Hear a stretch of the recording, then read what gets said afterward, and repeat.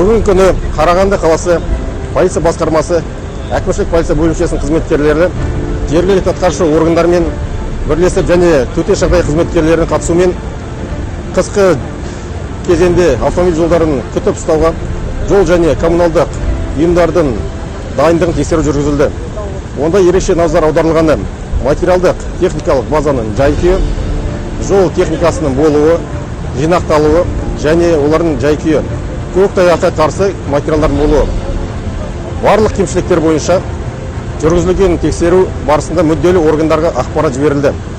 Өткізілген конкурстардың нәтижелері бойынша Қарағанды қаласы бойынша облыс орталығының жолдарын күтіп ұстаумен айналысатын 7 ұйым бар. Қарағанды қаласы полиция басқармасы, әкімшілік полиция бөлімшесінің қызметкерлері жергілікті атқарушы органдармен бірлесіп көше жол желісіне тексеру жүргізеді және қаланың автожолдарын күтіп ұстаудағы кемшіліктерді жою үшін мердігер ұйымдарға нұсқама береді.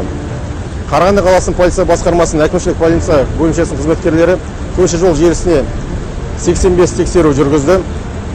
Тексеру нәтижелері бойынша уәкілетті органдар мен мердігер ұйымдардың атына 260 нұсқама берілді. Қазақстан Республикасы әкімшілік құқық бұзу кодексінің 631 бабы бойынша автожолдар ұстау қағидаларын бұзған үшін 77 хаттама толтырылды.